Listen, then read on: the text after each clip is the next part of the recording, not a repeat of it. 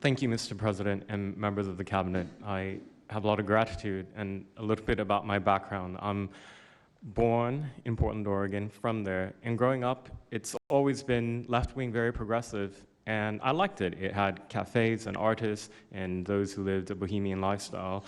And in 2016, I was a graduate student at Portland State studying political science. I was an editor at the student paper there, a very progressive paper. And I was assigned to cover the election night demonstrations. Well, the elections night protests turned to riots, 3 days of violent rioting in Portland. And it was the first time that I saw groups dressed in black with their faces covered. This was 4 years before COVID. Some of them were waving the black flag of anarchism, some the red flag of Marxism. And within seconds, they would ravage one street to another, to another, to another.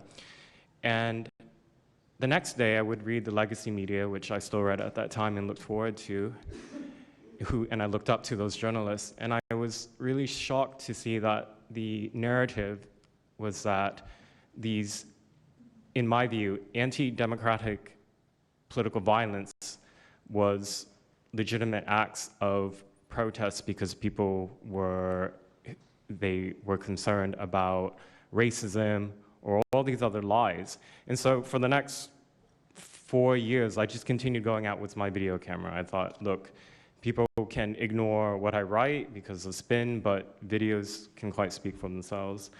And in 2019, it led to me nearly losing my life. I was covering another Antifa protest turned riot. At that point, had been routine in Portland.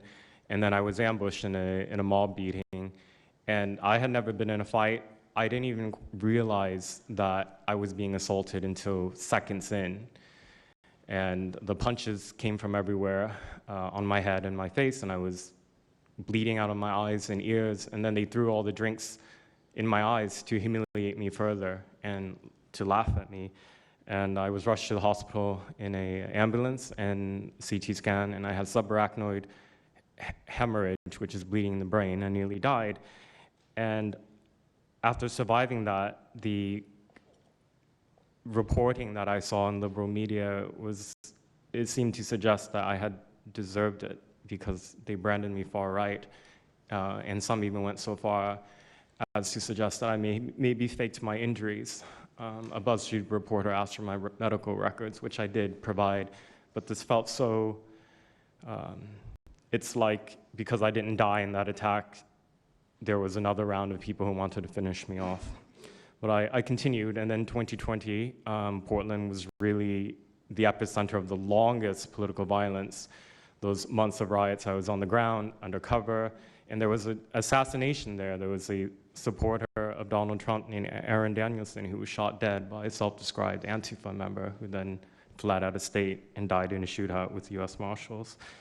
In 2021, I returned undercover, naively thinking that enough time had passed, and was chased through the streets of downtown and beaten, nearly choked out. The person who was trying to choke me out held me so tightly that I had the blood, the vessels in my eyes burst. So one of the symptoms were my eyes were completely red after that, and I was hospitalized. So thank you so much for acknowledging Antifa and for directing your administration to treat them as domestic terrorists. It's going to be really challenging because how they organize is that they are decentralized, autonomous, and they operate on deception. And we're still to this day told that they don't exist, that it's a figment of our imagination. I think the DOJ could look at federal conspiracy charges. The state of California and San Diego County last year broke up an Antifa cell in San Diego. And I think maybe perhaps the State Department should designate Antifa, its international arm, as a foreign terrorist organization, FTO. So thank you so much for this invitation, Mr. President. Thank you very much, Andy. Great. That's a rough time you had, huh? So the chokeout was almost the end, you felt? Yeah, that was my only near-death experience in my life, and I'm quite shaken when I think about it now. It's it really feels unbelievable to me that on the streets of America that this type of violence against citizens could become so routine and accepted and cheered on by people. Although, you know, in the immediate aftermath of Mr. Kirk's assassination, we saw again that type of depravity play out on quite large swaths of the left. So there's a deep sickness that's in this country right now, and it pains me a lot to acknowledge it. Yeah, the amazing thing is you look at Portland, and you see fires all over the place. You see fights and, I mean, just violence. It's just so crazy. And then you talk to the governor, and she acts like everything is totally normal. There's nothing wrong. It's almost like, are you waking up from a dream or something? You see it on your network. You see it all over the place. And it's so bad. It's so crazy. It's like the movies you see for the kids, I guess not only the kids, adults also, where you have these bombed out cities and these bombed out people. It's like worse than that. I don't think they could make a movie as bad. And then the governor will get up and say, I don't know why they're coming here. It's such a wonderful place. And the amazing thing is the people want us to be there. The people, when they get the real people that live there, many of them have left, but the real people want us to be there. The same thing in Chicago. So they've had 60, 70 murders over a short period of time, murders. People that got shot.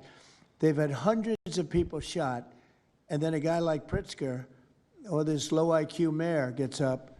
I mean, he got up, he's got a 5% approval rating, and the people are all against him. They want people to come. Beautiful black women are wearing a MAGA hat last night on television. Beautiful people. And they said, we don't care who comes, just stop the crime. They don't care, frankly, they don't care if it's National Guard and military. Send in anybody you want, stop the crime. And they're afraid to go out. They can't even go out.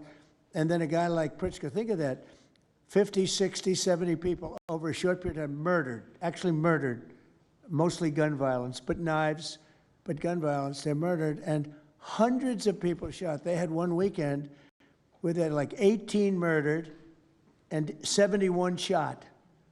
But they said, you know what their excuse is? Yeah, but it was a long weekend. In other words, it was a long weekend, so that was okay.